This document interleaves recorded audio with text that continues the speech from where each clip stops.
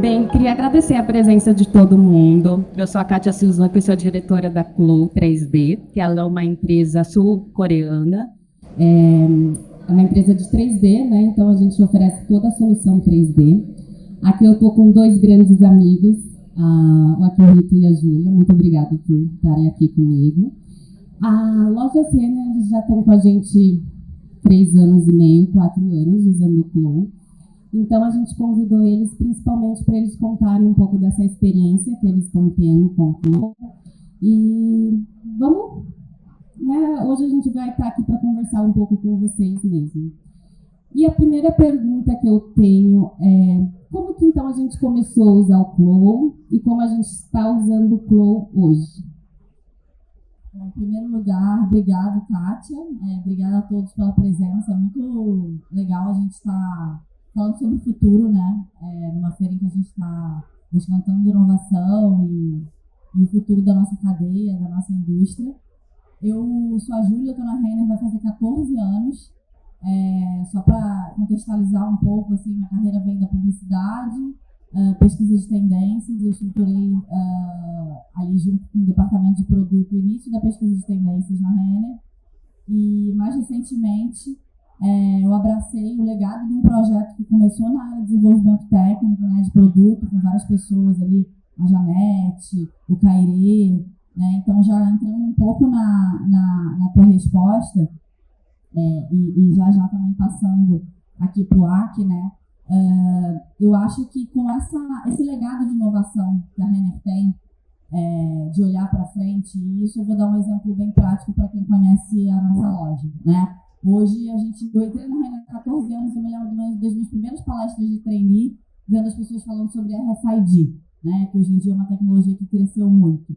Isso há 14 anos atrás era caríssimo e é hoje isso que possibilita a gente ter nossos caixas de autoatendimento, que todo mundo chega lá e fala: nossa, olha esse caixa. E sim, a gente hoje tem um caixa que é o melhor caixa de autoatendimento do mundo, assim, né? A gente sabe das pesquisas que a gente faz. Então, acho que vem de um legado de inovação que é fomentado transversalmente dentro da empresa, e que lá, algumas pessoas olhando para o desenvolvimento de produto, né, uma nova forma de fazer, começaram a entrar em algumas dores e a gente começou fazendo a digitalização de avatares, né? Os nossos avatares textos já até encontram alguns estandes, nossos fornecedores todos têm e tal. E a gente foi fazendo todo esse início desse trabalho estruturante, né? Então, os avatares digitalizados, os tecidos digitalizados, a gente foi avançando nisso, a gente vai falar isso daqui também um pouquinho mais já.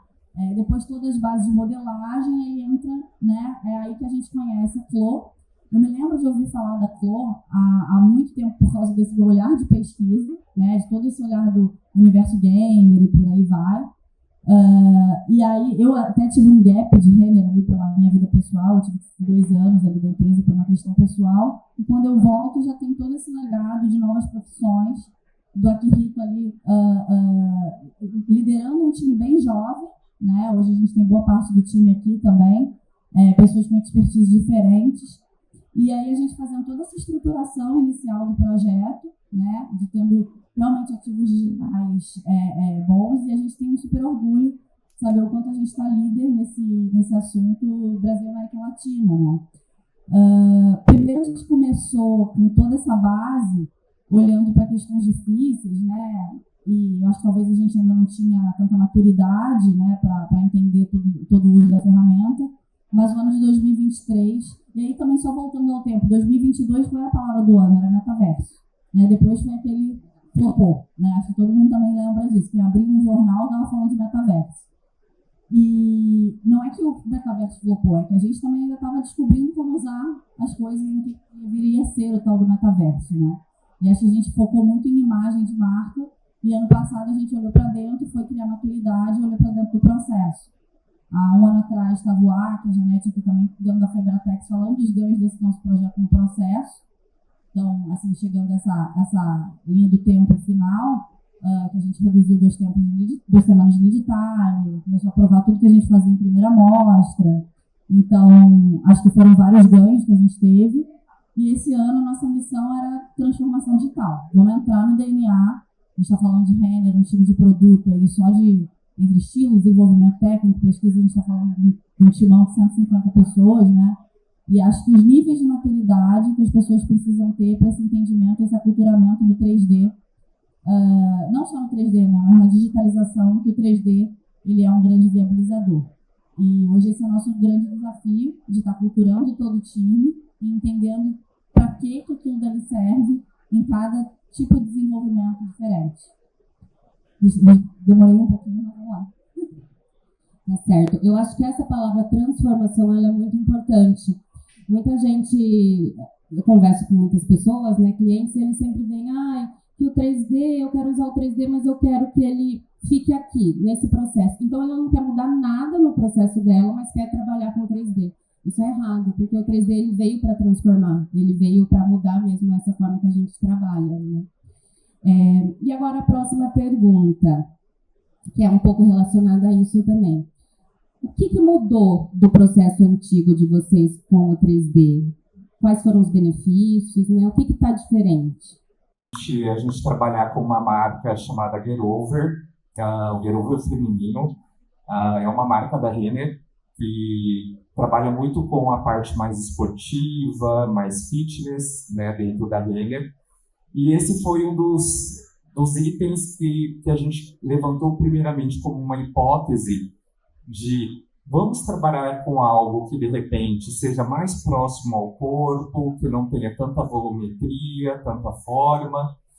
E eu acho que toda essa questão também do background, né, que eu trago também na área técnica, porque eu amo modelagem, né, amo modelagem 2D, tenho um passado também com muita relação também com a própria alfaiataria, mas ao mesmo tempo de como que a gente pode testar uma ferramenta nova como o 3D em algo que pode trazer para a gente alguns indicadores, trazer benefícios, e por isso a gente escolheu justamente o Get Over feminino.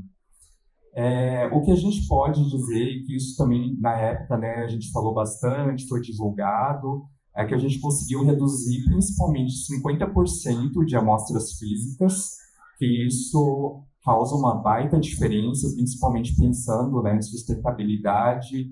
A gente está diminuindo aí o uso de recursos naturais. Então, esse foi um grande ganho que a gente teve inicialmente, e principalmente a questão do lead time, quando a gente consegue também acelerar o nosso processo de desenvolvimento, reduzindo aí também em 2 semanas toda essa parte de desenvolvimento e criação do produto. Então, esse foi um dos nossos principais ganhos nesse primeiro momento. A gente tem insistido e experimentado muitas outras opções, indicadores também, que eu acho que o 3D não é só uma imagem bonita, uma imagem bela, ela também tem por trás aí todo um benefício que a gente pode também trazer quantitativamente. Então, eu acho que é sobre também isso, né? O quanto que a gente pode extrair cada vez mais do 3D, não é só um rostinho bonito, mas como a gente consegue também trazer indicadores que isso faça mexer os ponteiros também dos negócios. Então, eu acho que essa é uma grande mensagem que a gente também traz justamente através do uso do 3D. Legal. Eu acho interessante porque os clientes eles começam a usar o Flow e daí eles às vezes começam a usar, eu vou ter o benefício da redução da amostra. Aí começa a ter benefício da redução da amostra. E daí começa a ver que eu posso usar ele para apresentação, que eu posso usar ele para várias outras coisas. Então, existem muitos benefícios com o uso do 3D mesmo. Mas eu quero fazer uma pergunta pro Akihito, que é uma pergunta que eu recebo quase todo dia. O tecido digital. Como que é o caimento dele no 3D? É fiel mesmo? Como que a Renner vem fazendo com tecido? O processo de materialização e digitalização do material têxtil é algo encantador. E ele passa por um processo, sim, né? Mas eu acho que também remete uma questão estruturante, como a Ju comentou aqui logo no início, porque para a gente desenvolver algo, desenvolver um produto digital, a gente tem que ter primeiro os corpos, né, que é a principal estrutura que a gente vai ter para desenvolver as nossas peças de roupa, que isso remete justamente a gente ter os avatares digitalizados, mas que também a gente precisa ter a matéria-prima, né? Então, se a gente fazer uma relação ou uma analogia com o processo físico, a gente precisa também de materiais têxteis digitalizados e assim como os aviamentos. Dentro da Renner, a gente tem um processo super interessante em termos de digitalização de materiais têxteis, na qual a gente tem, inclusive, uma pessoa que é referência nessa digitalização, que é o Matheus Oliveira. Ele trabalha junto com a gente, né, dentro do laboratório de inovação. E tudo começa pela, justamente, a utilização da matéria-prima física. A gente pega essa matéria-prima, pode ser um tecido plano, pode ser uma malha, pode ser também um jeans, e a gente corta essa matéria-prima em 3 direções. Para quem é da área de moda sabe, né, que a matéria-prima ela tem 3 direções, que é a trama, o ordume e o viés. Então, a gente, com essas 3 tiras de matéria-prima, a gente vai capturar toda a parte de propriedade física desse material, que aí envolve desde a gramatura, desde a elasticidade desse material, assim como também o caimento dessa matéria-prima. E isso tudo são dados numéricos que a gente coloca dentro de uma planilha e a gente utiliza, inclusive, o Fabric Kit da Clo 3D, né, que propicia isso. E aí, em seguida, a gente utiliza um outro equipamento, que é o X-Tex da Visu, onde a gente vai capturar as informações visuais dessa matéria-prima. Tá, se eu tenho a física, para que eu preciso do visual? Porque toda matéria-prima, ela tem uma textura, ela tem uma linguagem visual que vai representar aquele material têxtil, né? E aí a gente faz uma mágica dentro inclusive do Clo Fabric Kit, onde a gente faz a junção da parte física com a parte visual. E aí sim nasce o formato digital dessa matéria-prima. Parece tudo mágica, né? Mas, enfim, tem todo um processo físico mesmo que a gente captura e junta isso com o visual, e aí sim a gente consegue aplicar isso dentro da construção dos vestuários. E eu acho que isso é um fator muito importante, porque quando a gente está falando de desenvolvimento de vestuário, a gente tem que saber, né, áreas de compressão, como que vai ficar a vestibilidade desse produto, né, o caimento. Então, por isso, todas as propriedades físicas vão já estar contidas nesse material têxtil digitalizado. E aí sim a gente consegue construir o nosso produto de moda. Mas vocês têm usado o Fabric Creator também? Ah, bem lembrado. Essa é a parte mais incrível do processo. Fabric Creator, eu acho que ele deu uma mudança de chavinha no nosso processo, porque imagina, né? A gente tem que fazer toda a parte de cortar a trama, o ordume e viés, fazer toda a parte de captura física, sem falar que seres humanos são passíveis a erros, né? Se a gente coloca lá um valor errado ou um valor diferente, o quanto isso também pode impactar na propriedade física desse material. E quando surgiu o Fabric Creator da Clo 3D, isso mudou completamente a forma de a gente desenvolver matéria-prima digitalizada. Se a gente digitalizava por dia em torno de 4 materiais têxteis, né, vamos pensar numa jornada de 8 horas de trabalho, a gente já consegue desenvolver 40 materiais têxteis num único dia. Olha a diferença e o salto, porque o Fabric Creator ele utiliza sistemas também de inteligência artificial, na qual você vai imputar também as informações e ele acaba gerando para ti o material têxtil digitalizado. Então, isso foi mais uma forma de a gente conseguir acelerar o processo de digitalização da matéria-prima. Inteligência artificial. Eu acho que essas são 2 palavras que a gente vem escutando bastante. Não tem como não explicar a gente que está trabalhando em tecnologia. A Clo, ela sim faz bastante investimento em inteligência artificial. Essa função que a gente trouxe o ano passado, que é o Fabric Creator, ele traz inteligência artificial para tecidos digitais, mas além dessa função, a gente tem outras funções com inteligência artificial, como a costura automática. Recentemente, a gente também lançou um para fazer a cara do avatar, né, mais realista, ficou bem legal. Então, a gente, como empresa, a gente entende que a inteligência artificial ela vem para ajudar as pessoas a ter mais criatividade, a não ter que ficar fazendo aqueles trabalhos, né, que às vezes tomam muito tempo. Então, a gente sempre pensa nisso. Não queremos que a inteligência artificial substitua, mas que principalmente ela ajude bastante. Então, a gente sempre está nisso. E daí a minha pergunta para a Júlia agora, porque a gente conversa muito sobre isso. O que você acha da inteligência artificial? E agora saindo um pouco do Clone, né? Ela veio para ajudar, ela veio para atrapalhar. Como que você vê? Eu estou acostumada a escutar falar sobre inteligência artificial, assim, até por esse meu legado da um pouco mais de pesquisa. Eu lembro, por exemplo, quando eu fui no primeiro South by Southwest, não sei quem já ouviu falar desse evento, que é hoje mais considerado o principal festival de inovação do mundo, né? A gente via lá aquela pauta tímida, e hoje como é que a gente vê? A inteligência artificial é a pauta do momento, e ela não existe uma palestra, não existe uma revista, da mesma forma que a gente estava falando do metaverso, que não fala de inteligência artificial, né? Esse exemplo que o Aki ilustrou, ele é perfeito, porque ele fala pensar inteligência artificial como produtividade. E eu acho que essa é uma palavra-chave para a gente pensar isso em várias questões do nosso trabalho, e que aquilo é completamente transversal a uma organização, né? Hoje a gente olha isso sobre vários viés dentro da empresa, para várias utilidades. Falando no desenvolvimento de produto, mas antes, eu acho que só trazendo um conceito que para mim foi muito mais fácil entender o potencial da inteligência artificial, e eu acho que a gente exemplificou aqui. Me lembro de um consultor de inovação que se chama Jan Bekraft, que ele fala assim, o ser humano, nós somos de uma natureza linear. A gente pensa o futuro, a gente organiza a nossa vida de uma forma linear. E a inteligência artificial, né, ela é exponencial, né? Então, se eu penso linearmente em 30 passos, eu vou andar 30 passos, eu vou chegar no fundo dessa sala. Se eu penso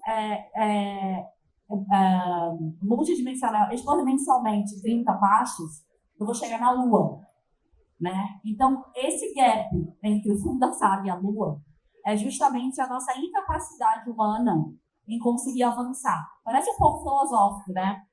Mas eu acho que o Arthur acabou de exemplificar o uso disso para digitalização texto. E o que está acontecendo no mundo hoje? A gente está num ponto de mutação gigantesco da tecnologia em que muitas coisas estão sendo embarcadas na inteligência artificial, inclusive a digitalização texto. E aí isso vai acelerar absolutamente tudo. Mas eu vou voltar a falar do 3D. Por quê? Acho que essa é uma discussão que a gente tem muito dentro da companhia, porque a gente produz roupa. A gente veste corpos tridimensionais, seja um humano ou se a gente for fazer roupa para o videogame, para o robô, sei lá, né? E a gente precisa ser aculturado enquanto desenvolvimento nesse olhar tridimensional, né? É o que eu sempre falo, eu fui bailarina clássica, se eu queria dançar dança contemporânea, eu preciso fazer balé clássico. Se eu quero surfar, eu preciso nadar. Se eu vou botar a inteligência artificial dentro do meu processo de desenvolvimento de produto, que é tridimensional, eu preciso ter uma linguagem, eu preciso ter gente entendendo e trabalhando com um olhar tridimensional para eu emplacar a tecnologia. E assim foi em todas as outras indústrias, né? Automobilismo, aeronáutica, a indústria moveleira, que está mais perto, joalheria, né? E aí, como é que a gente vai, agora, dando essa injeção, né, de produtividade, de ganho, de uma série de questões, com a inteligência artificial, mas também tendo esse olhar habilitador e viabilizador que o 3D nos ajuda. Então, eu acho que assim, a gente está num ponto fundamental da indústria da moda, em que a gente está explorando muitas coisas, mas que uma coisa vai se conectar com a outra e vai para frente. Eu acho que vai mudar bastante a forma como a gente trabalha. E agora eu vou para a minha última pergunta para os dois. Depois, se sobrar tempo, a gente pode abrir para perguntas para vocês também. Mas é a pergunta para fechar mesmo, que tem, acho que, a ver com o nosso tema dessa palestra, que é o que está faltando para a transformação da moda digital no Brasil hoje? Vou começar, depois eu vou passar a palavra para o professor. Porque depois, vou contar sobre o Arthur ele é formado, você conta. O Arthur ele é formado em ciência da computação, depois em super alfaiate premiado, e também foi professor, né, universitário. E hoje está lá sendo gerente de inovação de produto. E eu acho que isso ilustra bem o que eu tinha acabado de falar na minha última resposta, né? O quanto a gente está passando por uma transformação dentro da indústria, e isso passa por desde a gente se transformar. Há um ano atrás eu não sabia nada disso que eu estava falando aqui. É um olhar muito flexível, de capacitação, aquela cultura que a gente vê também falada em páginas de entrevista, né? Do desaprender, reaprender, aprender. É muito essa naturalidade. Por isso que hoje a gente tem um laboratório dentro da Helium, por isso que a gente faz experimentos, entender como a gente testa, erra pequeno, depois viabiliza e tangibiliza aquilo para um negócio nosso tamanho. E eu acho que esse nosso olhar por entender como é que são essas novas profissões e como é que a gente vai trabalhar no futuro. Então, a gente já entendendo isso, junto com vocês, junto com várias outras instituições, né, de ensino, Brasil, a gente vem se aproximando de como a gente traz, né, mais esse novo olhar, dessa nova formação de competências desde lá da base, porque hoje a gente não tem profissionais totalmente qualificados, né, a gente não tem um currículo voltado para um olhar mais de engenharia de produto, dentro da moda, não tem todos esses profissionais que sabem que a gente tem essa deficiência. Ao mesmo tempo, a gente tem uma geração jovem querendo outro tipo de profissão, né? A profissão de modelista, como é que a gente vai, né, dando conta disso que o mercado é tão carente e a gente vai formando essas pessoas. Então, ano passado, por exemplo, a gente, através do nosso time de capacitação com outras instituições de ensino, a gente alcançou mais de 150 pessoas. É pequeno ainda, mas assim, a gente tem a capacitação, uma parte estrutural, como eu falei no início, ela é fundamental. Né? Então, a gente tem dentro uma iniciativa dentro da própria Renner, dentro da própria empresa, do nosso GIS, que é o nosso RH, de lá da cá, uma série de coisas. Deixa o Mark falar um pouco mais disso, que ele também tem muito para falar, mais que eu até. Pois é, e eu acho que assim, quando a gente fala de pessoas e de transformação digital, eu acho que é bem isso, né, Jô, que tu comentou, que é muito importante a gente pensar na capacitação, de trazer essas novas competências. Não adianta simplesmente a gente dar a vara de pescar, mas a gente tem que ensinar a usar essa vara de pescar, né? Então, eu acho que é mais sobre isso. E eu acho que a Renner tem tido um papel fundamental nesse processo, nessa transformação digital, principalmente com os nossos fornecedores, com a nossa cadeia, né, de desenvolvimento, de produção, e principalmente para quem trabalha dentro da Renner, né? Então, eu acho que é um trabalho formiguinha, a gente está começando, mas a gente está colhendo muitos resultados bons. E o Lab Academy é uma iniciativa também, né, nossa, que conta aí justamente com os principais trainers, né, da Renner, e assim posso dizer até com muito orgulho, né, que são profissionais certificados, né, pela Clo 3D para ministrar cursos. Então, até isso também a Renner investiu, e atualmente a gente conta com 6 trainers, e o que possibilita também a gente disseminar essa nova cultura, esse novo mindset, essa nova forma de pensar no desenvolvimento do vestuário. Vocês podem até estar perguntando assim, ou se questionando, né? Mas, poxa, será que isso vai substituir o trabalho manual, o trabalho analógico? Pelo contrário. Eu acho que a gente fala muito a respeito dessa relação entre o analógico e o digital. O quanto é importante, sim, botar a mão na massa, fazer uma modelagem, cortar essa modelagem, ficar com carinho, né, no dedo, porque isso é uma coisa que acontece muito, né, no processo de desenvolvimento de produto. E esse analógico ele é fundamental para a gente também ter essa base para a gente conseguir também mergulhar no mundo digital. Então, é uma interseção. A gente também não está falando aqui de, não vamos ter mais roupas físicas. Pelo contrário, as roupas físicas também vão continuar existindo. As amostras físicas também, elas vão existir. Mas o quanto a gente pode ser muito mais assertivo nesse desenvolvimento dessas peças, e até mesmo o quanto a gente pode acelerar o processo de desenvolvimento sem fazer prefações. Olha só que incrível. Mas tá, que você é da Lojas Renner, só faz produtos, né, em grade para a indústria. Mas será que para o ateliê também isso é algo interessante? Com certeza. Eu venho do universo da alfaiataria e tenho certeza absoluta que é uma ferramenta, inclusive, que evita você ter várias provas no desenvolvimento de produto. Então, é uma pergunta que já me fizeram, né, se de repente funcionaria também para um pequeno negócio, para um ateliê, e ele é completamente compatível com qualquer tipo de tamanho de empresa.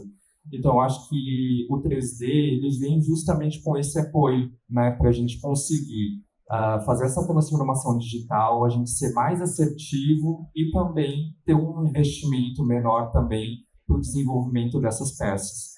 Então, eu acho que é fundamental que a gente também tenha essa consciência, mas é claro, esse pilar de educação ele é fundamental. Sim, a gente também concorda com esse pilar de capacitação e mindset. A gente tem que abrir a cabeça mesmo e estar aberto a novos processos, porque esses são os benefícios que a gente colhe, né? Queria agradecer a presença de todo mundo, a presença de vocês principalmente, e não deixem de visitar o nosso stand. Obrigada.